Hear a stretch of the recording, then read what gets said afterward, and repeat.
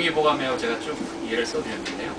그 옛날 고서에 보면 내용들이 좀 비슷한 기본적인 그 마인드는 다 비슷해요. 그게 제일 대표적인 걸 제가 써드렸어요. 써드렸는데 여기 두 번째 보시면 옛적의 신성한 의사들은 사람 마음을 다스려 병이 낫지 않게 하였다. 지금 의사들은 단지 사람 병만 치료할 줄 알고 마음을 다스릴지 모른다. 이런 구절이 있어요. 지금이라는 게 이제 허준 때인데 이 동의보감이 사실은 허준이 창작한 건 아니고요. 편집을 하는 거예요.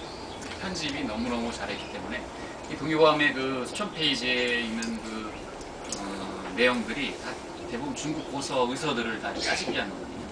근데 그 짜집기를 아주 잘했어요. 지금 봐도. 그래서 이렇게 책이 이제 유명한 거죠. 근데 하여튼 이 동의보감의 이 가장 중요한 그런 내용들 중에 하나가 이런 내용들이 써있는 내용들인데 지금도 다 응용이 될 수 있는 내용들이에요. 그래서 사실은 병이 낫기 전에 치료하는 게 굉장히 중요한데 그 병이 낫기 전에 치료한다는 거는 마음을 다스리는 거예요. 뭐 술 먹고 싶은데 안 먹으려면 마음을 다스리는 거지. 근데 이제 마음을 다스린다 그러면 요즘으로는 뭐 보험 청구가 되질 않아요. 1분을 상담하면 30분을 상담하면 가격이 똑같은데 의사들이 30분을 진료를 해줄 수가 없죠. 시간적으로도 안 되는 데다가 저희 나라는 미국의 한 3배는 해야 수입이 비슷해지니까 빨리빨리 환자를 봐야 돼요. 그렇지 않으면 이제 수입이 안 되는 거죠. 한 30분 상담해줘도 1분 하는 거 똑같으니까 수익이 30분씩 해줄 수가 없죠. 근데 이제 그런 제도가 돼야지 사실은 상담만 해도 돈이 좀 되고 그래야지 병이 나기 전에 상담해주면 돈이 들어오고 그러면 이런 식으로 사실은 돼야 되는데 지금 이제 자본주의적인 체계로 다 되는 거죠. 이제 동의보감만 봐도 벌써 이렇게 얘기들이 지금 이제 옳다고 생각되는 얘기들이 다 똑같이 되어 있습니다. 여기 세 번째 보시면 술을 적당히 마시면 비위가 건전해지고 그 디모데도 비위를 위해서 포도주를 쓰라는 구절도 있죠. 음식 때문에 몸을 상하는 사람이 세상에 그득하다. 그 당시에는 사실은 조미료라는 게 없잖아요. 다 천연조미료인데 근데 그때도 음식 때문에 몸을 상하는 사람이 많다고 그러는데 지금은 뭐 훨씬 많겠죠. 조미료가 뭐 수백 가지가 있으니까. 병에 걸리면 먼저 식사요법을 하고 그래도 치료가 되지 않으면 약으로 한다. 이때 약은 사실 약초예요. 약초인데 그것도 인공약초가 아니라 대부분 자연산이 지금 이제 한의원에서 쓰는 약초에 비해서 효과가 2~3배 이상 보시면 돼요. 이 동의보감에 5g 넣으라 그러면 지금 10g 넣어야 효과가 비슷해지는 거예요. 그때는 자연산이라서 약효가 굉장히 강해요. 지금은 대부분 재배이기 때문에 약효가 굉장히 많이 줄어들어 있어요. 근데 이제 이 식사요법을 먼저 써서 그래도 안 되면 약으로 약을 굉장히 독하게 받죠. 근데 지금은 약이 뭐 어마어마하게 독하죠. 그렇죠? 화학약들이 양방에서 대부분 씁니다. 거기 맨 마지막에 제가 고기는 보하는 성질이었고 양기만을 보한다고 했는데 이 말이 뭐 좀 애매한 말인데요. 하여튼 간에 양기만을 보한다도 요즘에 실험 결과에 의하면 아니다는 내용들이 꽤 많이 있어요. 그 당뇨가 한 400, 500 되는 프로야구 선수가 실제로 있었는데 이 선수가 약을 먹어도 조절이 안 되니까 철저하게 이제 한 6개월, 1년 동안 채식이라든지 그런 위주로만 식이요법을 했는데 당뇨가 다 이제 정상이 됐어요. 정상이 되는데 이 선수는 주로 먹는 게 고기예요. 근데 왜 그러냐면 부모가 이제 운동선수라고 고기만 먹인 거죠.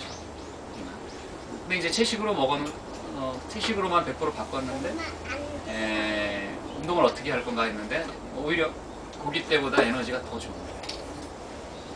실제로 실험이 있어요. 왜냐하면 이 고기만 먹었을 때 피를 받아서 놔두면 이제 혈구가 떨어지고 위에 하얀 액이 남잖아요. 그렇죠? 혈청 아시죠? 우리가 고기만 먹을 땐 거의 뿌예요. 그래가지고 그 뿌연 독소를 없애느라고 에너지가 좀 많이 가요. 근데 채식만 먹을 때는 거기가 아주 맑아요. 그래서 에너지가 그걸 정화시킬 에너지가 필요하지 않은 거죠. 그래서 그 에너지를 이제 운동하는 데 쓰는데 고기 때보다 힘이 더 완력이 더 나는 거죠. 그런 이제 실험 데이터들이 많이 있어요. 그래서 이게 그다음 우리가 고기를 먹으면 좀 그득한 것 같잖아요. 지방을 먹으면 이 위에서 나가는 시간이 늦어져요. 물 먹으면 한 2시간이면 빠져나가거든요. 2시간이면 이 위에서. 근데 보통 4시간 좀 잡는데 고기를 먹으면 6시간, 7시간 동안 머물러 있어요. 이게 먹고 나면 그득한 것 같은데 실제는 위에서 이게 안 빠져나가고 있는 거죠. 소장으로. 이제 에너지도 더 많은 것도 아니고 배도 부른 거지만 약간 착시고. 그래서 고기가 물론 이제 100% 시식에도 문제가 있다고는 하지만 순간에 고기가 더 뭐 보호한다든지 양기라고 해서 조금 이렇게 활력 더 준다라는 말이 어떻게 보면은 약간 이제 좀 잘못된 걸 수 있어요. 예. 선생님 근데 그게 예. 고기가 고기뿐만 아니라 그게 이제 사람마다 다르죠. 그러니까 사람마다 다르죠. 그러니까 어떤 사람은 고기에 적응하고 예. 어떤 사람은 고기에 좀 더 민감하게 나쁘게 그럼요. 체질에 따라 다르죠. 60억 인구가 다 다르다고 하죠. 일반적으로 그런 말씀하시는 거죠. 그렇죠. 일반적인 얘기죠. 근데 일반적으로 모든 체질에 다 고기를 많이 먹으면 안 좋기도 하나요? 일단은 기본적으로 이렇게 봐야 어떤 돼요. 체질의 사람이건 간에 예. 고기는 많이 먹으면 좋지 않아요. 그렇죠. 일단 봐야 될 것 같고요. 이제 저도 불편하게 될 수도 있어요. 너무 겸손하게 말씀하시지 말고. 거의 기네스북에 있는 내용은 뭐냐, 실제로 기네스북이 있다고 하는데 저는 이제 기네스북을 본 게 아니고 의학책, 그 책을 보고 본 건데 이제 현대의학이 수명을 많이 연장했다고 생각하시는데 이 중국의 고대 의서를 보시면 노화를 지칭하는 용어들이 꽤 많이 나와요. 이 노화가 홍수가 나고 사실은 몇 천년 안 된 거잖아요. 그렇죠? 그래서 이 노화가 굉장히 오래 사셨잖아요. 그 노화가 아마 야곱이 있을 때도 아마 살아계시지 않나 싶은데 나이로 이렇게 따져보시면 그러니까 이 저기 어디 가면 흰 수염 달린 사람이 우리 조상이었다 이런 뭐 전설들이 있거든요. 그 배선자도 보시면 배주자에다가 옆에 팔자와 입구자가 이렇게 들어있죠. 8명의 이제 사람이 있는 거죠. 배 안에. 그 배선자, 큰 배선자죠. 이게. 8명의 이제 노화시군들이죠. 그러니까 이 노화를 지칭한 듯한 그런 용어들이 꽤 많이 나와요. 그래서 그 사람이 뭐 거의 900살까지 살았다는 이런 얘기가 나오는데 이 옛날에 이 중국의 이 의사들은 좀 많이 살았다, 조금 살았다 그러면 80에서 100살이래요. 연령이. 우리나라 이제 조선시대도 임금들이 평균 나이가 뭐 40대 후반이라는데 이 암살당한 사람들은 빼고 그러면 거의 60대로 나오고요. 그 다음에 중세 시대 1500년대 영국의 그 유럽의 평균 연령이 70대예요. 1500년대 인간의 평균 수명이. 근데 이제 이 전쟁하고 전염병에 의해서 1살 미만 이렇게 어릴 때 죽은 애들이 다 들어가기 때문에 이 평균 수명이 확 줄어드는 거예요. 실제로 그렇지 않으면 옛날 사람이야 우리가 별 차이가 없어요. 그리고 의학의 수명을 조금이라도 늘린 게 아니고 이 위생시설 같은 게 사실 늘린 거죠. 상하수도 위생시설. 그래서 의학이 수명을 늘렸다는 거는 조금 잘못 오해된 건데 그걸 이제 기네스북에는 인류 최대의 사기라고 이렇게 써있어요. 의학이 수명을 연장했다는 건. 근데 최근에 근데 예를 들어서 그 저희 할아버지 세대하고 저희 아버지 세대가 어쨌든 보면 평균적으로 10년 정도의 차이가 있거든요. 그럼 최근에 그건 한국 사회에서만의 그 정도는 이제 봐야죠. 그 정도는 봐야 될 것 같아요. 근데 꼭 그런 평균 말고 그런 특별히 건강한 무리가 없는 사람들은 옛날 사람도 90세까지 막 살았다는 거죠. 크게 병이 없고 전염병이었는지. 근데 이제 그렇다고 제가 이제 의학을 무시하는 게 아니고 그 밑에도 보시면 노력과 성과는 정말 많이 줄어들었다는 말이 있는데 이게 너무 이제 과장됐다는 거지 전혀 연장이 안 됐다는 건 전혀 아니죠. 인간이 이렇게 그런 사람들이 그만큼 노력을 수천을 또 해왔는데 그거는 있죠. 근데 그 의학에 보시면 이건 이제 뭐 제 개인적인 얘기인데 응급 질환하고 외상 질환에 사실 굉장히 중요해요. 지금 현재 양의학이라는 게 응급하고 외상. 한의학은 이제 외상 쪽으로는 이게 끊겼기 때문에 그 외에는 사실은 좀 무조적이라고 할 수 있어요. 무조적. 근데 지금 약간 이제 왜곡돼 있으니까 사람들이 다 약을 먹어야 되고 뭐 이런 생각. 물론 이제 일부는 필요한데 근데 사실은 그런 말이 있습니다. 하나님이 고치고 의사가 돈을 받는다는 말이 있어요. 근데 그게 사실은 꽤 맞는 말이에요. 그리고 우리 안에 더 우리보다 뛰어난 의사가 있어요. 그거를 이제 한의학에서는 기, 뭐 양기, 뭐 자생력, 면역력 이렇게 얘기를 해요. 그거를 사실은 굉장히 많이 키워줘야 되는데 이 지금 현재 면역학이 어마어마하게 발달을 해나가고 있는데 아직도 굉장히 많이 발달이 많이 안 됐어요. 근데 모든 병이 지금 면역하고 관계되어 있는데 우리 몸의 면역 세포가 하루에 50%가 없어져요. 50%. 그럼 50%가 다시 생기지 않으면 살 수가 없고. 근데 이게 막 안 먹고 에너지를 딴 데 쓰면 그게 좀 덜 생겨요. 면역. 사람이 쉬어야지 면역력이 좋아진다는 게 50%의 면역 세포가 골수에서 계속 생성이 돼요. 하루에. 근데 이제 그게 좀 중단되면 80%만 생겼다 전체가. 그러면 20%가 면역이 떨어져 있는 상태죠. 잘 안 나요. 그래서 이 의사 입장에서 그걸 보조해 주는 게 아주 중요한데, 그래서 교과서나 내과나 소아과 교과서에 보시면 이 감기 걸린 애들을 약을 먹이지 말고 아주 심하지 않는 한 그냥 쉬게 하고 골쳐 먹이고 하는 게 교과서에 있어요. 근데 거기다 약을 먹이면 지금 현재 나와 있는 감기약들이 다 면역 기능 저하제가 같이 들어있어요. 그래서 이 가래를 없애는 성모운동 저해 성모운동에서 가래를 빼내야 되거든요. 폐에서. 그게 이제 기능이 좀 약하게 만들고, 그다음에 약을 먹으면 애들이 일단 몸이 편안하니까 막 뛰어놀잖아요. 그만큼 면역력이 조금 덜 생기게 돼 있어요.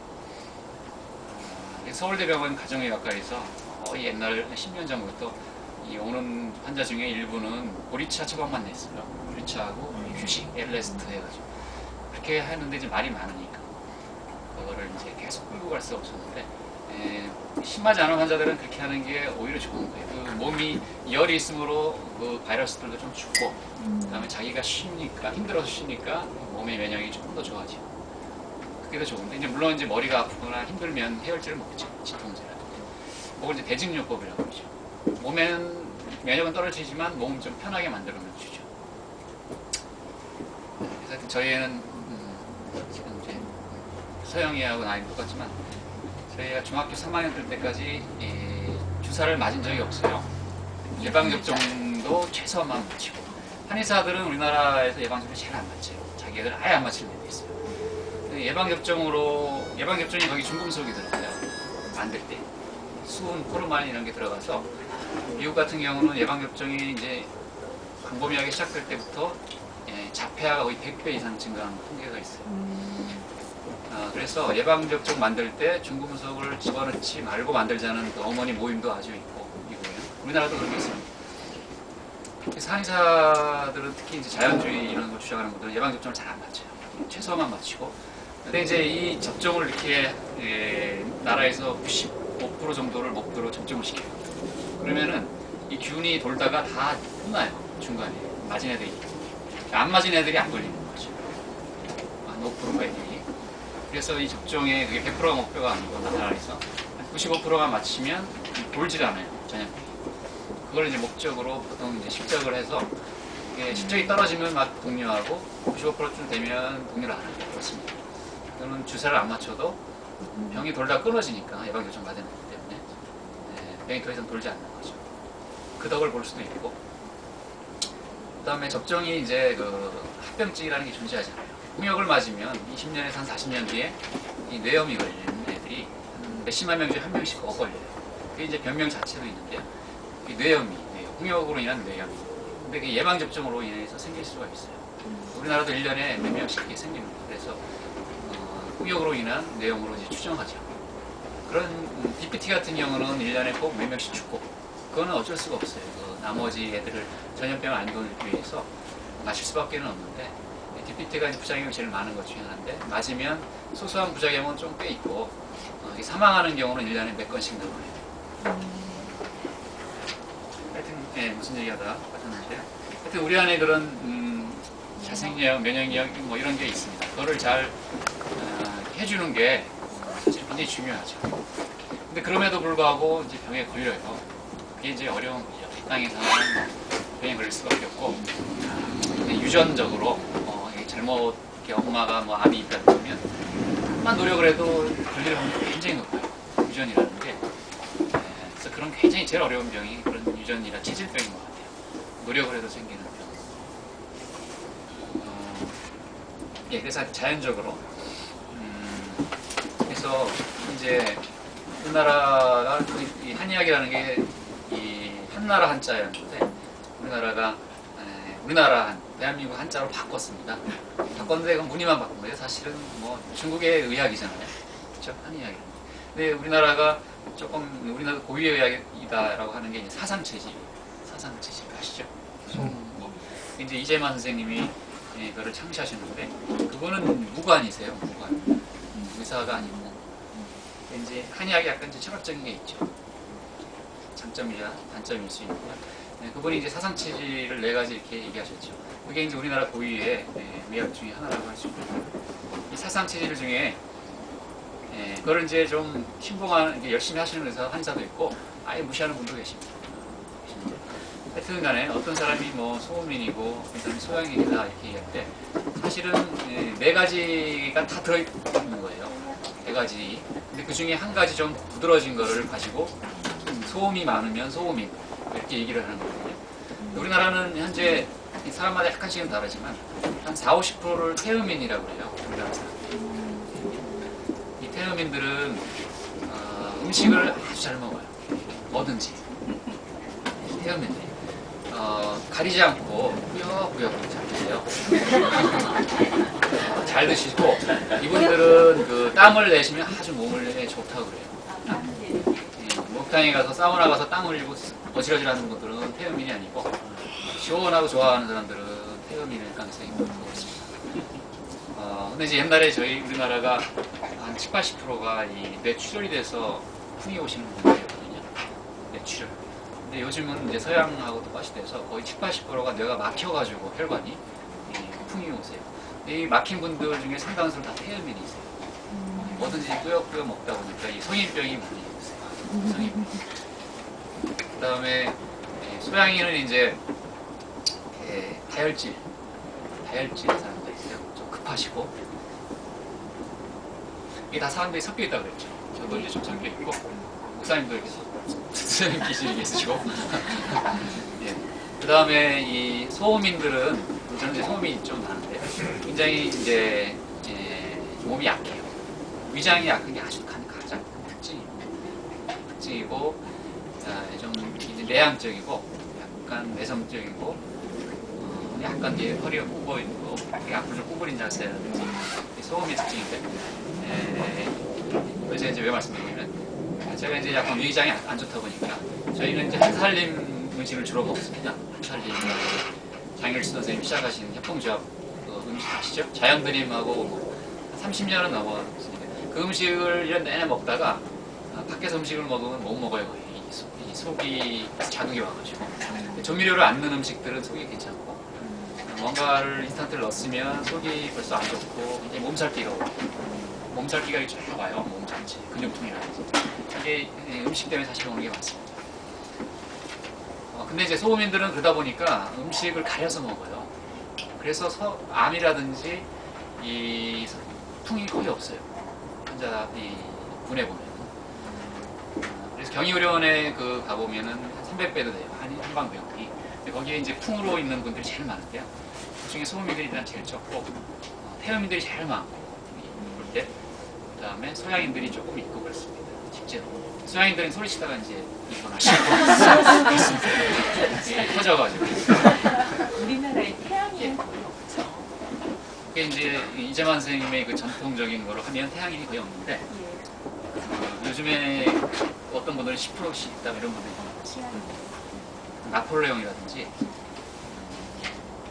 박정희 대통령, 이경규 뭐 이런 식으로 약간 태양적으로 보는 게 그렇습니다. 눈빛이 좀 날카롭고 리더 영웅적인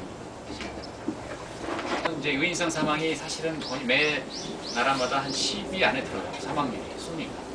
그래서 저희 같은 경우도 이제 가족이 병원에 갈 때 큰 병원에 가는 경우는 가끔 제가 이제 가면 쫓아가고 이거는 뭐 MRI, CT를 안 찍어도 되는데 찍으라는 오더가 자주 나와요. 안 찍게 해요. 그리고 며칠 지나 보면 진단을 간단한 건데 그런 의사들은 사실은 또 안 찍으면 나중에 큰 문제가 나면 책임을 져야 되기 때문에 조금만 의심된다면 무조건 찍을 수밖에 없어요. 책임을 면할 왜 안 찍었냐 그런 걸 자기가 책임을 져야 돼요. 가족이면 뭐 자기가 할 수 있는 거죠. 이건 우리나라 사망순입니다. 암이라고 1위가 당연히 암입니다. 암인데요. 암하고 뇌혈관 질환, 심혈관 질환이 전체 우리나라 사망자의 한 50%쯤 됩니다. 우리나라 하루에 이제 680명쯤이 죽어요. 매일. 이제 암이 제일 많이 차지하고 거의 200명 가까이 돼요. 뇌혈관 질환은 이제 풍이 오는 거죠. 그 다음에 심혈관 질환은 주로 협심증이나 심근경색증. 이거로 돌연사의 한 80%가 심근경색증이에요. 우리나라가. 1년에 한 10,000명 정도가 쓰러져서 사망하는데 그 중에 한 30%는 살릴 수 있는 사람인데 우리나라 응급실 체계가 좀 엉망이 선진국에 비해 30-40%는 살릴 수 있는데 죽은 케이스가 그 정도 됩니다. 그게 3위고 자살이 4위죠.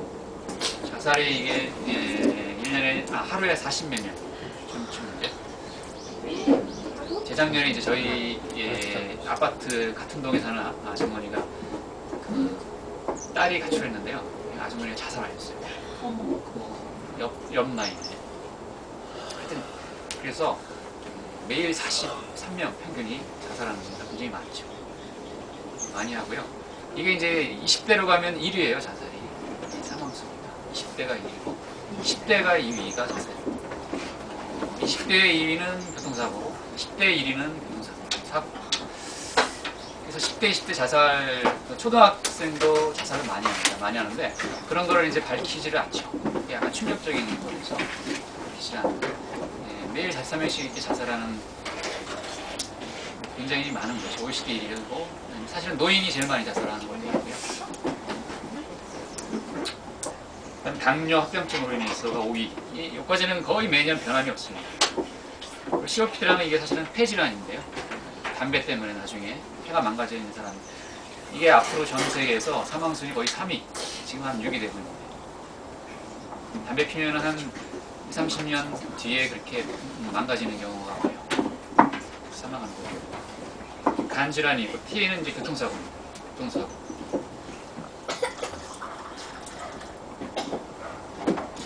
거의 감기 뭐 라이노바이러스 써놨는데 이 감기가 이제 바이러스성이잖아요. 근데 한 10%는 세균이에요. 세균. 근데 그 세균이 합병증이 좀 무서운 게 있어요. 그 사고치 신염이라고 콩팥이 망가지는 게 있고 옛날에 류마티스열이라고 혹시 들어보셨나요? 이 용어를. 그 감기를 일으키는 원인 중에 10%가 세균인데 그 세균이 합병증이 류마티스열을 일으켜요. 그래서 의사 입장에서 개가 걸린 건지를 보는 게 관건이에요. 개가 의심되면은 항생제를 주는 거예요. 걱정이 돼서. 우리 애도 지금까지 항생제를 먹은 적이 없는데 한 번 그게 의심돼서 제가 준 적이 있는데 지금 현재 이 항생제를 쓰면은요 1년에 한두 차례 의사가 본인이 얼마나 항생제를 썼는지 이 통계를 보내줘요. 지구에서. 자기 동네가 몇 프로고 자기는 얼마나 다 나와 있어요. 제가 이전에 1년 동안 항생제 사용률이 1%인 적이 있었어요. 1%였는데 그 당시 제일 많이 쓴 의원이 90%대가 있던 분이 있어요. 근데 이제 환자는 별 차이가 없어요. 환자가 문제가 됐다는 그 차이가. 1차 진료는 지금 그렇게 돼 있고 대학병원보다 개인 의원이 더 많이 쓰는 걸로 현재 통계가 돼 있는데 이게 통계가 공개된 이후에 많이 줄었어요. 줄었는데 지금도 한 40-50%대는 돼요. 개인 의원이 항생제 쓰는 겁니다. 그것도 보험 특감은 좋대요. 몇 가지가 있어요. 일단 항생제를 그렇게 쓰면 수입이 좀 많아져요. 수입이 많아지고 그 다음에 의사 입장에서 이걸 써야 되겠다 정말 순수하게 생각하는 사람들이 꽤 있어요. 예방 차원에 주는 경우도 꽤 있어요. 바이러스가 걸리면 거기가 세균이 아니지만 바이러스가 진행되다 보면 거기의 점막을 깎으면서 세균이 거기에 이렇게 가라앉으면 세균성이 될 가능성이 있어요. 그걸 예방하는 차원에서도 예방을 주고. 근데 보면은 그렇게 안 줘도 별 차이가 없으면 그만큼 안 써 사실. 지금 자꾸 줄이라고 요구는 많이 하고. 네. 공개돼 있다고 하는데 일반인들이 공개되어 있는 걸 볼 수 있는 방법이 있어요? 어느 게? 항생제를 많이 쓰는 의원들이 공개해 있다고 그럼 하는데 볼 수 있죠. 어디서 볼 수 있어요? 그 사이트 보고 그 보사부 사이트 들어가도 공개, 건강보험공단 이런 데도 아마 있어요. 그리고 일반 블로그 만드는 분들도 네. 다 많이 올려놓고 있어요. 엄마들이. 엄마들 사이트라든지 이런 데도 보면 자기 동네에 항생제나 스테로이드 많이 안 쓰는 그런 경우를 찾아보면 나옵니다. 근데 이 감기에 걸리면 90% 이상이 바이러스고요. 그 중에 50% 이상이 거의 제가 써드린 라이노 바이러스가 원인이에요. 반 이상이. 근데 얘네들이 종류가 한 200가지가 넘어요. 얘네들이 종류가. 그러면 하나가 걸리면 그다음 면역이 생기는 게 잘 안 걸리거든요. 하나가 걸리면 한 199개가 남아있잖아요. 그러면 그게 평생 걸릴 수 있는 거예요. 그것 때문에. 그러니까 애기들은 지금 1년에 대여섯 번 걸리거든요. 감기. 근데 어른들은 두세 배. 이제 면역이 막 생긴 걸 수도 있고 어린이들은 좀 취약하니까 많이 걸릴 수도 있어요. 근데 이 라이노 바이러스가 50% 이상 차지하는데 얘네들은 이렇게 눈을 비비거나 코를 후빌 때 들어가는 거예요. 공기를 이렇게 들어가지가 않아요. 그다음에 입으로도 잘 안 들어가고 그러니까 이제 혼자 몰래 있을 때 이렇게 할 때 그다음에 필요하다고 눈 비빌 때 이 귤을 찍은 손으로 이렇게 할 때 들어가죠.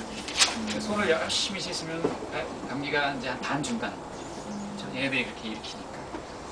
실제로 이렇게 신종플루가 돌 때 열심히 씻으셨잖아요. 그래서 감기하고 안과에서 굉장히 힘들었죠. 안과에 전염병이 돌 때인데 전염병이 안 돌아가지고 굉장히 의사들이 힘들어했어요. 전염병이 안 돌아가요. 그래서 그거를 계속 해야 되는데 그거를 개몽을 할 수가 없죠. 동료들이 다 힘들어하는 거예요. 그러니까 이게 우리나라는 의사 통계 잡을 때 굉장히 통계가 선진국에 비해서 의사 수가 적게끔 돼 있어요. 근데 그거는 이제 선진국에서 우리나라의 의료인을 이 건강원이라든지 삼계탕집, 그다음에 목욕탕에 그 부항 떠주는 그 아줌마들을 집어넣지 않아서 그런 거죠. 그분들을 다 집어넣어야지 사실은 우리나라 의료인이 되는 거예요. 그리고 약사까지 사실은. 근데 의료법의 약사는 의료인이 아니죠. 그러니까 의료인이 사실 우리나라는 굉장히 많은 거예요. 그래서 의사 수를 사실 지금 줄여야 되고 줄이는 대신 그런 계몽들을 굉장히 많이 해야 돼요. 계몽 많이 해야 되고 2, 3년 전에 미국에서 미국의 그 폐질환을 많이 없애는 그런 거를 엄청난 돈을 들여서 했지만 그 여성복지부 장관이 금연 운동을 하는 거고 잠깐 몇 달 한 게 가장 효과가 좋았었어요. 폐질환을 줄이는 거에 있어서. 근데 사실은 간단한 건데 괜히 막 돈 들여서 하는 거죠. 굉장히 뭘 기계를 만들고 뭐 검사기기를 도입하고 사실은 이제 규칙적으로 이렇게 먹고 운동하고 뭐 안 좋은 거 안 먹고 그게 사실은 제일 메이저죠. 중요한 거죠. 그리고 이제 한방에 보면은 한방은 옛날에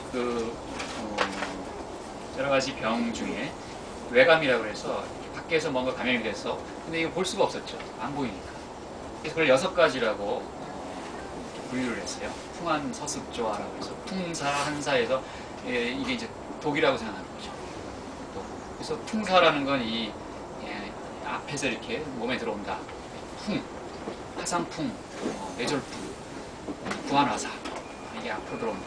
이제 한사라고 그래서 차가운 그건 이제 목 뒤로 들어온다고 그러는데 그래서 이 목 뒤에 이 풍부혈이라고 있어요. 거기를 통해서 한사가 들어온다고 그러는데 사실은 감기에 걸리면 우리가 목도리를 여기를 따뜻하게 하잖아요.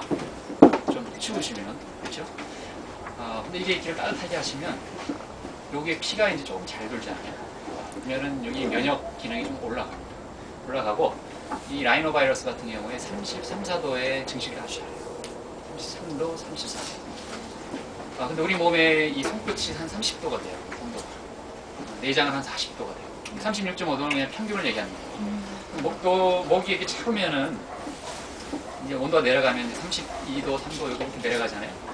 이제 바이러스가 증식을 잘 하니까 목을 따뜻하게 이렇게 감싸주면 걔네들 증식을 좀 덜 할 수 있겠죠. 그런 개념으로 이제 사실 그거는 이제 현대의학이 이제 밝혀낸 거죠.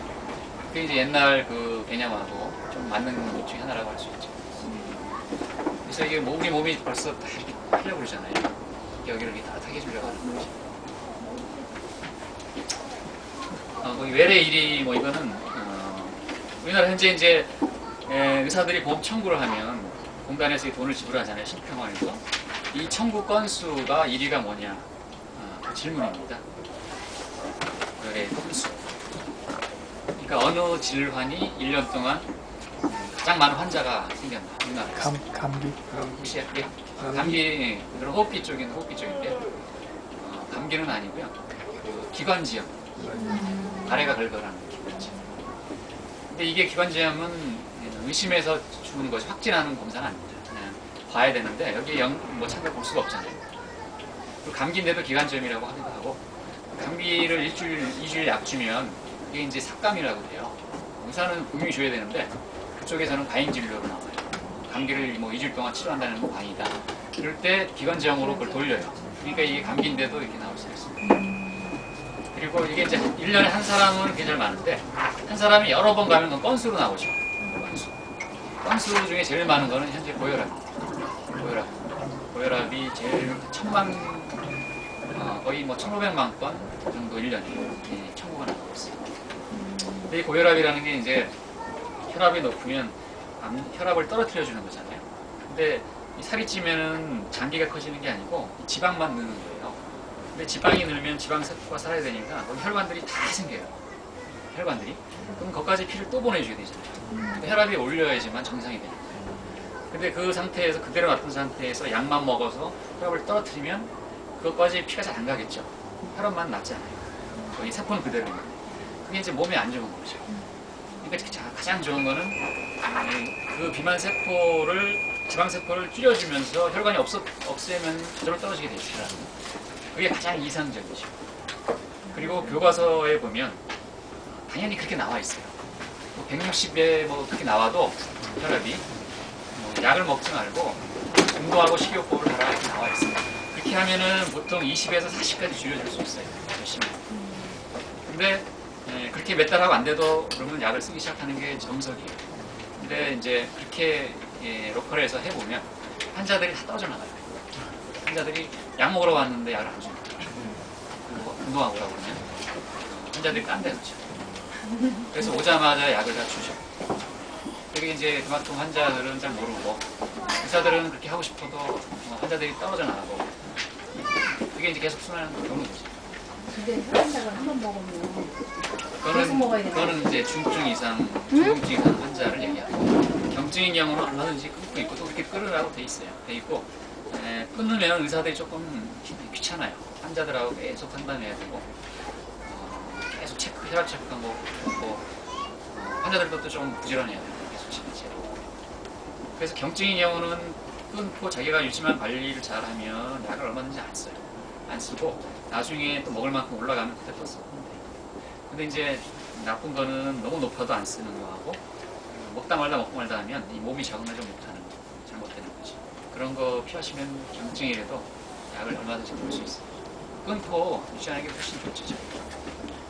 근데 아까 그 말씀하신 대로 이제 몸이 이렇게 지방이 많이 생겨가지고 거기에 이제 핏줄이 이렇게 없던 게 생겨가지고 하는데 혈압약을 먹으면은 이제 혈압이 낮아지니까 거기까지 이제 순환이 아무래도 안 되죠. 몸하고는 안 맞는 안 거죠. 맞. 그러면 그 상태로 그냥 놔두게 되면은 몸이 이게 이제 어떠냐? 예. 그게 몇 가지 여러 가지가 있어요. 하나는 뭐냐면 고혈압 자체 약에 의한 그 부작용이 꽤 있어요. 그중에 심지어는 그 기침, 만성 기침이 있어요. 그러면 그 사람들은 약을 끊게 하거든요. 기침을 그냥 계속 하니까 그런 것부터 해서 뭐 콩팥이 안 좋은 사람들은 콩팥이 조금씩 하게 되고 약에 의한 여러 가지. 그리고 합병증이라는 게 20년, 30년 뒤에 발견되는 경우도 꽤 많아요. 지금 이 제약회사가 우리나라는 그 아주 힘이 어마어마해요. 제약회사가 우리나라의 이 고지혈증 약이 거의 세계 1위인데요. 그 화이자, 미국 그 화이자 회사 같은 경우는 1년 매출이 50조예요. 우리나라 제약회사 전체 1년 매출이 12조 정도 돼요. 12조. 근데 미국의 화이자라는 한 회사 하나의 매출이 50조가 돼요. 근데 이 회사들이 미국에서 약을 하나 만들면 이걸 FDA를 통과하는데 그 통과하는 사람들이 다 그 제약회사와 연관된 사람들이에요. 그래서 통과가 그냥 잘못 안 좋은 데서 되는 경우가 굉장히 많아요. 근데 이 약들이 10년, 20년 뒤에 다 도로 이게 판매 중지가 되는 경우도 꽤 많이 있어요. 저희도 지금 옛날에 굉장히 많이 썼던 약인데 지금은 쓰면은 걸리는 걸 약으로 꽤 많아요. 옛날 사람들은 막 먹은 거잖아요. 그렇죠? 그래서 그런 약들이 사실은 꽤 있고 그런 약들에 의한 부작용도 꽤 있는데 사람들이 그게 약에 의한 부작용인지 모르는 경우도 있고 이게 서서히 치매가 그것 때문에 오는 경우가 있고 지금 양방에서 특발성이라는 병명이 있는데 그거는 원인은 전혀 모른다는 거예요. 특발성 질환들이 굉장히 많이 있어요. 근데 그게 이제 세월이 지나면 그게 원인이 다 조금씩 나오는데 그 중에 이제 약도 얼마든지 많은 원인이 될 수 있어요. 그게 이제 고혈압 약에 의한 합병증이 좀 있을 수 있고요. 그 다음에 그 뭔가 그 혈압을 그렇게 맞춰 놓으니까 몸이 좀 안 좋은 느낌이 있다든지 이게 이제 그것 때문에 올 수도 있고 대사가 들어간대요. 뭐 하여튼 여러 가지 뭐 그렇거든요. 근데 지금 통계가 어떻게 되어 있냐면요. 고혈압 환자인데 약을 안 먹으면 15년 정도 수명이 죽은 거로 되어 있어요. 15년. 왜냐하면 고혈압 자체는 병이 아니에요. 그거는 우리 몸에 맞춰주기 위해서 심장이 더 뛰어주는 거거든요. 근데 이걸 너무 오랫동안 하다 보면 심장이 이게 걸레처럼 돼요. 그래서 이제 신부전 같은 경우인데 그래서 그거는 서유럽 쪽에는 미국이나 굉장히 중요한 질환이에요. 신부전. 이게 정상으로 가지 않아요. 한번 들어지면. 그러니까 그거부터 해서 풍이나 심근경색증이 혈압으로 오기 때문에 그걸로 인한 사망인들이 그 평균 수명을 다 이렇게 떨어뜨려줘요. 그래서 15년 정도가 단축되는 건데 그런 합병증만 없으면 그 생존에는 고혈압 약을 안 먹어도 상관은 없어요. 그 다음에 여기 2번 1위는 혹시 뭔지 아시나요?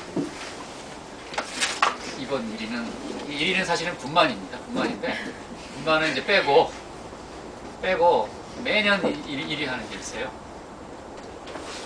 치질인데 치질. 그게 2000년 들어서 항상 1위 하고 2번 1위 치질. 그거는 치질은 옛날에도 있었죠. 아주 옛날에도. 그럼요. 지금 그냥 의학이 발달돼서. 동의보감 때 그 호준 그 당시에도 치질 수술도 그런 늘 했었어요. 지금도 동의보감하고 똑같이 하는 한의원이 있어요. 그 환자들 중에 거기 가시는 분들 계세요. 나온 부분을 실로 쫙 동여내면서 근데 이게 치질이 많이 먹고 네. 몸이 좀 이렇게 정상보다 이렇게 많이 먹고 이래가지고 치질 생기는 연관 그런 건 없나요? 전체적인 건 의사는 하여튼 모르고 그것도 영향이 있겠지만 치질은 일단 정맥류라고 그죠? 임신 걸리면 왜 혈관 뒤로 둥둥 되잖아요. 피순환이 잘 안 올라가서 치질이 그 항문까지 내려간 혈관이 이렇게 모세혈관이 됐다가 심장으로 돌아오잖아요. 근데 거기 돌아오지 못하고 정맥이 못 올라오니까 우열이 되는 게 치질이거든요. 우열이. 그러니까 볼때 너무 혈액순환이 잘 안 되는 게 원인이라고 볼 수 있네요. 일단은 혈액질환인데 이게 너무 힘을 주다 보니까 피가 이렇게 못 가고 늘어지면서 정맥은 얇거든요. 이게 덩어리이신 그게 이제 치질이거든요. 임신부들이 이게 불러서 눌리니까 못 올라가죠. 치질이 잘 생기고 힘을 주다 보면 또 치질 생기고. 그러니까 변을 보실 때 변이 안 나오면 끝까지 그냥 참고 계시다가 다음에 오거나 살살 걸려서 힘을 쭉쭉 자꾸 주다 보면 이게 이제 치질이 생기고. 그다음에 변 본 다음에 항상 이렇게 좀 깨끗이 씻고 그게 이제 예방이 될 수 있는 거죠. 그다음에 거기 제가 말씀을 써놓은 거는 성경에 있는 구절 중에 일부를 써드렸습니다. 처음에 보면 무화과 반죽이 나오는데요. 무화과 반죽 이것들 중에 약초잖아요. 무화과 그렇죠? 그걸로 치료했다는 얘기가 나오고요. 유향이라고 나오는데 예수님 때 동광 박사가 유향 모략을 갖고 왔었잖아요. 유향하고 모략이라는 거는 지금 한약재로 쓰이는데요. 이게 유향나무 속에 그 나무를 칼을 내면 거기서 수지가 남잖아요. 그거에 굳어진 겁니다. 모략도 마찬가지고 나무의 그 진이죠. 근데 이게 한방약 중에 가장 강한 진통제예요. 진통제인데 워낙 써가지고 잘 안 됐어요. 굉장히 써가지고 이제 예수님도 이제 이렇게 상처를 당하실 거니까 예표로 가져왔는지 모르겠지만 이 유향이 진통효과 소염제를 보시고 그다음에 의사 당시에 의사가 있었죠. 그다음에 주님 병 걸렸을 때 기억하시죠. 그다음에 여기 수금이라고 해서 음악 치료도 지금 꽤 합니다. 음악 치료. 이 좋은 음악을 주면 채소도 잘 자라고 열매 이런 거 아시죠? 그게 있죠. 사람이 정신으로 병을 이길 수 있다 그래서 정신. 실로암 뭐 있고, 그다음에 천사가 뭐 물을 동할 때 이게 이제 그 온천 뭐 이렇게 생각하셔도 되고, 물에도 치료가 있다고 보시고, 진흙, 한방에도 진흙이나 부뚜막 흙이 한약재로 쓰여요. 가끔 이게 흙 같은 게 있다고 보시면 그 약재, 이게 이제 그런 부뚜막의 흙, 그다음에 그 우리 김 만들 때 그거 뭐죠? 네, 황토, 그게 약재예요. 약재에서 예수님이 약간 더럽게 하셨잖아요. 침도 뱉은 다음에 그걸로 이렇게 해가지고 진흙을. 침에도 사실은 면역 그 물질들이 있습니다. 있고,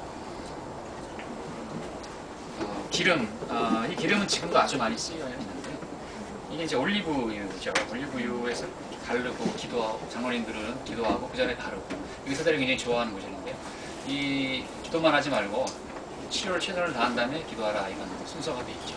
그 당시에 올리브는 지금의 알코올 이상의 치료제고요. 저희 집도 그걸 쓰고 올리렉스라고 쓰고 있는데, 올리브에다가 이제 그 박하 그런 걸 든 약재인데요. 이게 뿌리면은 소염 진통 효과가 아주 좋아요. 그래서 꽤 많이 쓰는 사람들 많이 쓰는데요. 이 올리브유가 이 알코올처럼 소독거든요. 몸에 굉장히 좋은 약 중에 하나예요. 이 당시에도 이제 기름이 올리브오일 치료제죠. 지금의 치료제. 그다음에 포도주가 조금 나왔는데요. 포도주는 뭐 잘 알려져 있는 거예요. 일단 미국 같은 경우에는 그 성인병, 이 고지혈증이라든지 이런 병에 30% 이상을 줄여주는 걸로 돼 있어요.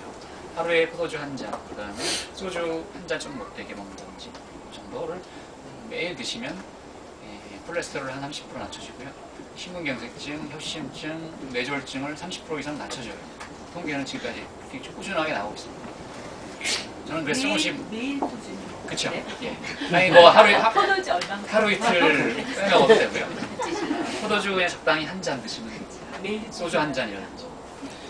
그게 이제 이상은 도수가 한 잔 이상은 양주가 없나요? 어떠지나요? 두 잔 이상 아니 먹으면? 좋죠. 근데 이제 중독이 되니까 나중에는 계속 늘죠. 그러니까 오히려 매일 조금씩 먹는 게 중독이 된다 그러더라고요. 아니 매일 한 잔씩 먹는 거는 중독 안 돼요. 그러니까 이게 이제 마음을 다스릴 수 있으면 중독이 아닙니다. 그거는 근데 이게 체질을 다 하셔야 되는 게 간이 아주 유전적으로 안 좋은 사람이 있어요. 그런 분들은 안 드시는 게 좋고요. 그다음에 꼭 일률적으로 한 잔이라고 말할 수 없는 게 도수하고 그 사람 체질에 따라서 먹는 거예요. 하여튼 그렇게 먹으면은 분명히 이게 떨어지기 때문에 몸엔 좋고, 저도 이제 그렇게 먹고 있는데, 근데 그렇게 보통 일반인들이 먹다 보면 자꾸 많이 먹게 돼요. 그래서 그걸 권유하지는 않아요. 권유하지 않는데 잘만 할 수 있다면 그렇게 먹는 게 꽤 좋고, 예수님 때도 포도주를 굉장히 애용하셨죠. 그 떨어지는 원리는 어떻게? 그거는 뭐 알코올 뭐 저도 뭐 화학적인 거니까. 그럼 제가 전공이어서 조금 네. 말씀드릴까요? 그게 하얀 포도주는 아니고 붉은 포도주. 그 껍데기에 그 폴리페놀, 그게 항산화제 역할을 하기 때문에, 그래서 이제 그 프렌치 파라독스라고 프랑스 사람들이 이제 그 포도주를 마시는데 이제 고지혈증이나 뭐 이런 게 많이 없잖아요. 근데 그게 이제 항산화제. 근데 이제 그게 아까 말씀하신 대로 알코올이 많이 생겨서 그게 또 이제 문제가 되는 거죠. 그럼 뭐 이렇게 뭐 기름을 이렇게 녹여준다 이런 얘기나요? 항산화제. 그러니까 뭐 세포막을 튼튼하게 한다든지 또 그 뭐 여러 가지 그 왜냐면 고지혈증 그런 것도 LDL이라고 그것이 많이 산화돼서 그게 LDL이 산화돼서 이게 동맥벽이 두꺼워지는 거거든요. 거기 럽처라고 이렇게 생겨가지고 거기 좀 막아주는 거. 근데 그 인삼도 지금 계속 50년, 60년 연구하지만 아직도 못 밝히고 있거든요. 그러니까 항산화 이거는 이제 주로 밝혀진 거고 앞으로도 그냥 계속 그렇죠. 밝혀져요. 이게 너무 복잡해서 하나님이 만들어 놓은 게 인간이 알 수가 없어요. 그냥 최선을 다할 뿐이죠. 매번 바뀌어요. 이게 매년 또 대량 비타민 요법이 유행할 때가 또 바뀌고 계속.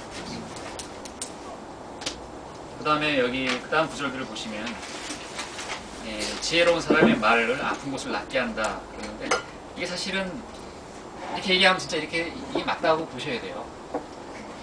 그냥 이게 한번 권유하는, 추천하는 말이 아니고 실제로 이게 효과가 이렇게 있어요. 해보시면 이거를 의사들도 이게 연구를 미국이라든지 한 적이 있는데, 한 군은 뭐 기도만 하게 옆에서 중보기도 해주는 치료군이 있고 여기는 없고 그런 경우. 그다음에 계속 긍정적인 말하는 환자군 뭐 이런 건 확실히 효과가 달라져요. 그런 게 있고 그 환자들도 침 놓을 때 효과가 가장 좋은 게 뭐냐? 침법은 관계가 없는 거로 나오고요. 의사가 침을 놓으면서 ICU 환자는 내 침을 맞고 다 좋아질 거라고 생각하는 사람들의 치료율이 제일 높은 걸로 있어요. 이 정신적인 게 이게 어떻게 가는 거죠. 지혜로운 사람의 말, 마음이 평안하면 뭐 거기 보시면 뼈 말이 자주 나오죠. 뼈가 좋다 하는데 이 우리 생명이 사실은 피에 있다고 그러잖아요. 신경에. 근데 이 신경이 마비되면 죽지는 않아요. 마비가 되지, 그렇죠? 죽고. 근데 이 피가 딱 끊어지면 다 썩어서 죽는 거죠. 그러니까 피가 사실은 굉장히 중요한데 이 피의 모든 그 세포들이 뼈 속에서 생기죠. 골수에서 생기죠. 그래서 골수가 면역세포가 100% 골수에서 생기고 모든 줄기세포 이런 기본 세포들이 뼈에서 생기는 거거든요. 골수 안에. 골수가 아주 건강해야지 건강하고 골수가 잘못된다면 너는 살 수가 없는 거죠. 그리고 요즘에 최근에 며칠 전에 나온 것 중에 동맥경화의 원인 기전 중에 하나 발표한 게 있는데 그것도 결국은 뼈에 이 파골세포, 조골세포라고 뼈를 생기게 하는 세포가 있고 없애는 세포가 있어요. 그게 균형이 안 맞아서 이 동맥에 석회화가 생기는 게 동맥경화다 이렇게 나옵니다. 그래서 그 뼈의 세포를 조절하는 약을 지금 이제 개발을 시작을 했는데 이 뼈 속에 있는 그 성분이라든지 이런 게 굉장히 몸에 중요하죠. 그래서 이렇게 뼈를 막 깨끗이 한다는 게 즐거운 마음, 선한 말, 좋은 말 이런 게 있잖아요. 그래서 이렇게 긍정적인 말들 자꾸 해주셔야 되지. 애 보고 이제 이 줄놈의 새끼 하면 나중에 보면 약간 좀 안 좋게 자라요. 자, 이 살롬살롬하고 이렇게 잘 얘기해 줘야지 애한테도 좋고 입장적으로 좋고 그렇습니다. 맨 마지막에 이 삼위일체가 있죠. 체력과 마음과 영역이 다 건강하면 좋은데 그럼에도 불구하고 이제 하나님이 또 고난을 주시는 건 또 다른 이유가 있겠죠. 중요한 걸 또 알으시겠어요. 저는 여기까지 좀 길어졌는데 질문 있으신데? 그 요새 건강 보조제나 네. 또는 비타민이나 이거에 대해서 설이 되게 많잖아요. 예. 그렇다고 우리가 음식을 통해서 완전하게 못 먹잖아요. 예. 그러니까 거기에 대해서 물론 여러 가지 뭐 설이 많이 학문적인 어떤 그게 다 있겠지만 선생님 입장은 지금 양방에서는 면역을 키워주는 약이라는 존재하지가 않아요. 지금 현재까지 약을 만들어서 그래서 면역을 떨어뜨리는 약은 아주 무궁한 게 많이 있어요. 그래서 양방 의사들이 눈을 돌린 게 건강기능식품입니다. 그래서 지금 미국도 그렇지만 건강기능식품 시장이 의사들이 굉장히 많이 있고 우리나라도 양방 의사들이 지금 건강기능식품을 굉장히 많이 공부하고 실제로 팔기 시작하고 있어요. 근데 그 건강기능식품에 대한 거는 워낙 복잡하니까 어려운데요. 어떤 분들은 건강기능식품을 만들 때 첨가하는 그 화학물질 그게 몸에 안 좋기 때문에 굉장히 안 좋은 거다라고 하시는 분들도 계시고요. 그 다음에 어떤 분들은 음식으로는 다 안 되니까 그걸 먹어야 된다는 분도 있습니다. 저는 이제 거기에 대해서는 약간 좀 부정적이고요. 음식에는 다 있다고 보고. 그 다음에 건강기능식품도 계속 밝혀지니까 또 안 좋은 것들, 좋은 것들이 끊임없이 지금 그래서 워낙 많고 저도 잘 모르는 게 너무 많고 뭐라고 말씀드리기 힘들고요. 지금 한방이 어려워하는 게 뭐냐면 한 5년에서 10년 사이에 한약 보약 시장이 2조 원이었어요. 2조 원대. 근데 지금 홍의장군, 홍삼 이런 시장 때문에 지금 한 8천억으로 줄었어요. 정관장하고 굉장히 원수죠 지금. 나도 그래서, 먹었는데. 건강기능 그런 홍삼. 돈이 나올 수. 우리나라 1위가 지금 홍삼이고요. 그다음 10위 안에 드는 것 중에 프로폴리스, 자라. 그다음에 하여튼 그런 류의 건강식품 시장이 이 한방 보약 시장의 50%를 넘었어요. 한방 시장이 확 줄고 우리나라 사람들이 지금 건강식품을 조 단위 이상 먹고 있어요. 먹고 있는데 그게 꼭 필요한 사람은요. 그게 몸이 건강할 때 약국에서 쌍화탕을 사서 드시면 이 약국의 쌍화탕은 대부분 중국산으로 만들어요. 국산으로 만들려면 감당이 안 돼요. 그다음에 근데 건강할 때 이 쌍화탕을 먹으면 그냥 써요. 맛이 없고. 근데 몸이 아주 안 좋을 때 먹으면 굉장히 맛있어요. 달짝지근하고. 그때 이제 몸이 약초가 좀 필요한 거죠. 건강기능식품도 그게 필요하다 그러면 뭔가 맞아요. 그러면은 하시면 되는데 그거는 뭐 의사들이나 뭐 연구하는 분들이 말이 많아서 뭐가 옳다 옳다 이거 말하기 굉장히 쉽지 않습니다. 그래서 그거하고 그 질문을 드리려고 했는데 사실 이제 저는 기본적으로는 한방에 대한 좀 심정적인 신뢰도는 좀 있는데 침 같은 경우에는 객관적으로 어떻게 보면 객관화할 수도 있다고 생각을 하는데 그 한방 한의원 같은 때의 말하자면 약이죠. 보약 같은 거를 예를 들어서 뭐 몸이 안 좋아서 갔는데 침을 맞는 데까지는 뭐 흔쾌히 동의할 수 있지만 그 다음에 이제 고가의 그 보약을 권하잖아요. 그게 이제 사실 썩 맥히지 않으면서도 그 보약을 같이 가서 안 주면 굉장히 아내를 사랑하지 않는 사람이 될 것 같아가지고 어쩔 수 없이 이제 고가의 보약을 이제 그렇지만 저걸 낱개를 계산해보면 저게 한 8,000원에 팔았는데 과연 저게 한 봉지에 그만큼의 효과가 있을까라고 생각을 많이 하거든요. 그럼 어떻게 아니 솔직한 제 그게 맞습니다. 그게 맞는데요. 그래서 한의사들이 지금 계속 수건이 보약의 그 건강보험과 지금까지 작업을 하고 있고요. 그게 수건 사업입니다. 사업인데 왜 그러냐면 그만큼 약이 균형을 유지시켜줘요. 그리고 침은 굉장히 힘이 들어요. 한의사들이 놓기가. 특히 좀 몸이 약간 약한 분들은 하루에 한 뭐 20명, 30명 놓다 보면 굉장히 힘들어요. 저도 그렇고. 그 다음에 그냥 술술 이게 모신듯이 꽂는 분이 있어요. 한의사들 중에. 그런 분들은 정말 쉽게 하는데 이게 정성스럽게 하는 분들이 있어요. 꼼꼼하게. 그러면 이제 기를 다 뺏긴다고 할까? 굉장히 힘들죠. 그래서 막 몸이 병 걸리고 그만두는 분도 꽤 있어요. 한의사들. 이게 앉아서 놓지도 않잖아요. 일어나서 놓잖아요. 그 다음에 뭐 잘못 놓으면 아파하니까. 굉장히 이게 혈관을 뚫으면 아파요. 그 다음에 신경을 뚫으면 저리고. 그러니까 아무 느낌이 없어야 제대로 들어간 거고. 근데 이게 안 보이는데 그거를 한다는 게 쉽진 않죠. 쉽진 않은데 사고도 날 수 있고. 건강보험하고 그 한방에서 주시는 그 보약하고 그럼 한방 보약은 약초를 달인 거죠. 실제는 그냥 대로 가공을 안 하고. 가공한다는 거는 거기를 이렇게 초한다든지. 그러니까 우리가 이제 그러니까 우리가 건강보조식품으로 이렇게 사서 먹는 그런 개념하고 보약을 이렇게 먹는 개념하고 개념은 이제 똑같으신 건데, 똑같으신 건데 이게 이제 양방적인 약이냐, 한약이냐 이런 차이가 좀 있고 사실은 좀 더 이제 모든 걸 한약으로 한다 그러면 질병을 한약으로 치유도 꽤 할 수 있어요. 그거는 이제 건강기능하고 다르지 치유제죠. 예를 들어 갑상선 기능이 안 좋은 사람 한약으로도 좀 조절을 해요. 근데 양약을 먹으면 한 달에 한 3,000원 약값이. 한방약은 한 50만 원. 그럼 어느 걸 하시겠어요? 그런 문제가 지금 있는 거죠. 근데 이제 건강보조식품도 약초를 가지고 이렇게 보조식품이 됐다는 게 보장이 된다 그러면 그것도 뭐 보약 먹는 거하고 같다고. 예, 근데 약초로도 가깝게 많이 만드는 게 천연 건강에 있습니다. 있는데 거기에 이제 첨가제를 좀 넣는 경우가 많이 있죠.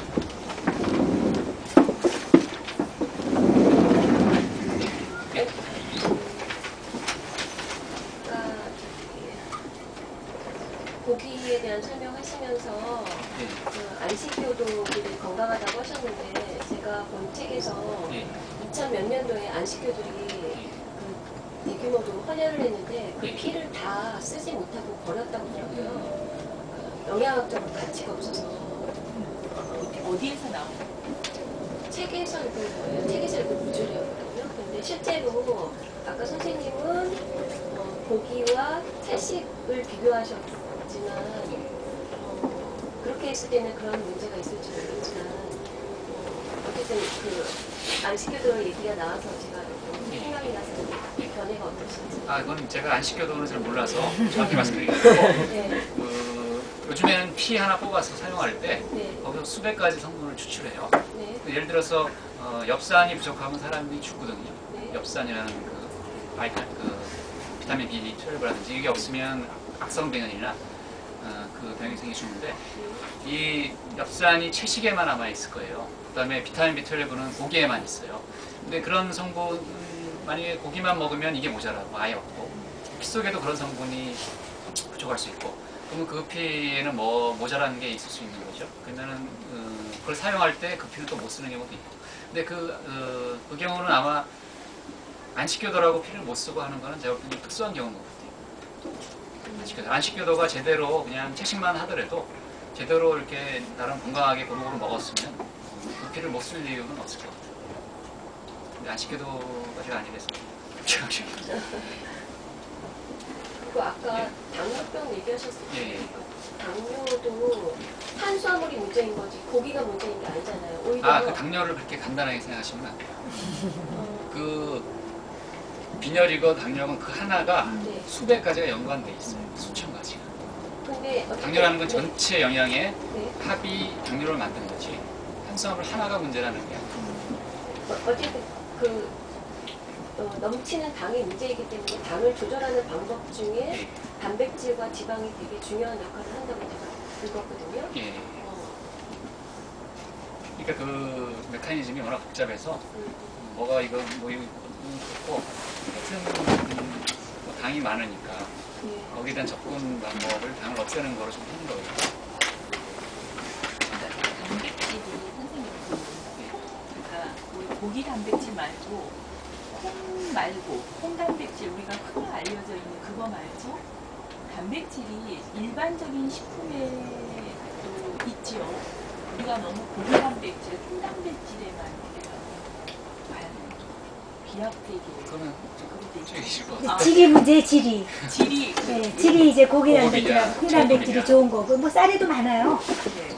쌀에도 막 옥수수도 있지만, 그 단백질 전적인 근원으로 먹으면 결핍증이 생기는 거죠. 네. 그러니까 붉은살 고기에 가장 양질의 단백질이 이제 하여튼 그 뭐랄까 생물학적 가치라 그럴까? 우리 몸에서 밖에서 꼭 먹어야 되는 아미노산이 있고 만들어 쓰는 아미노산이 있는데 주로 고기에 있는 것은 밖에서 꼭 먹어줘야 되는 아미노산으로 주로 많이 돼 있어요. 근데 식품만큼 또 완전한 건 없는 것 같아요. 건강보조식품 중에서.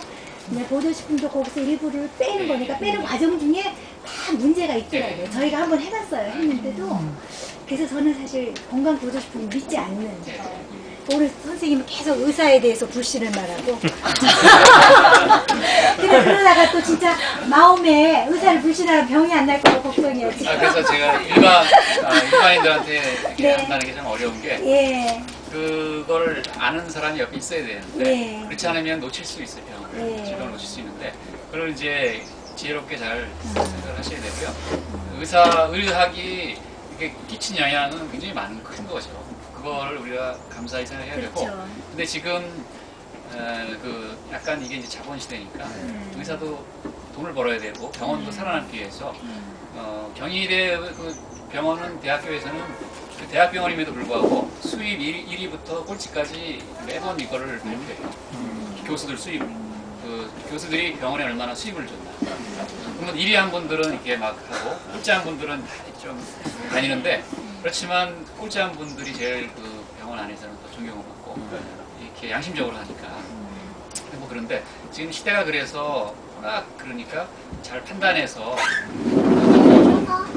안 해도 되는데 이런 거를 지혜롭게 좀 이렇게 해야 된다는 얘기지. 약간 이제 의료를 기피하는 이런 말은 전혀 안 돼. 그거는 필요한 것 같아요. 예. 그거는 확실히 우리 뭐 보통 하는 얘기로 과잉 진료랄까 뭐 이런 것이 비즈니스다 보니까 그런 것들이 우리가 좀 참고를 해가지고 치료를 할 때도 좀 지혜롭게 활용해요. 우리나라 사람들이 너무 좀 치료를 많이 받고 있고요. 너무 큰 병원만 선호하는 경향이 있고 그래서 그런 것도 조금 이렇게 좀 예, 또 이래서 예. 미국은 대학 가려면 예방 접종에 대한 의무가 있어요. 예. 우리나라도 그러려고 데가 의무적으로 대학교까지는 제가 잘 모르겠고 네. 어떤 초등학교 입학할 때 보통 넷을 제출하게 돼 있는데 그런데 정말 예방 접종을 안 하게 되면 막 오거든요. 맞아요. 아까 말한 여기 보건소 같은 데 보면 그거 그렇다고 7살짜리가 오는 경우가 좀 있습니다. 그러면 도장 찍어주시고. 앞에 들었던 강의가 다 본인이 해주신 거. 아, 그 안 맞힌 거? 네. 근데 그게 제가 알기로 아주 강제적인 건 아니라서 끝까지 안 맞히겠다는 벌금 내고 끝나는 경우도 있다든지 이런 게 있는 걸로 알고 있어요. 엄마가 그냥 안 맞겠다는데 그러니까 벌금 조항은 있네요. 아마 그런 게 있는 걸로 알고 있어요. 깐깐하게 안 하면 되는 게 너무 왜냐면 식품에는 많은 게 좋으니까 한쪽에서는 너무 양이 많이 나고 당이나 암 가족이 많다고 그러고 한쪽에서는 반대적인 거 아니라고 그러는데 어떤 게 많다고 쪽에서는 아니 가족력이 많다고 그러고 가족 중에 암이나 당이 있으면 또 걸릴 확률이 많다고 그러고 예. 유전이냐 아니냐 아, 암은 100% 유전입니다. 당도 유전, 당이 유전 질환이다라는 거는 확정은 안 됐어요. 근데 1형 당뇨라고 어린이들 당뇨, 그거는 유전이고요. 그 2형 당뇨는 유전인지 아닌지 100% 모르고, 암은 거의 대부분 유전이라고 지금 현재 나와 있어요. 근데 유전인데 그게 암이 되진 않고요. 외부의 자극에 의해서만 암으로 발생하는데, 우리 몸에 한 매일 3,000개 정도의 암세포가 새로 생겨요. 암이 자기 세포에 생긴 거 하나 있어요. 3,000개가 생기는데 그거를 이 자연살해세포라는 면역세포가 매일 죽이고 있어요. 근데 노인이 될수록 그 세포가 기능이 떨어져요. 그래서 지금 현재 암이 많이 생기는 1위가 노령화거든요. 그 자연살해세포가 면역세포. 그러니까 면역이 좀 약해지면 암이 잘 생길 수 있고요.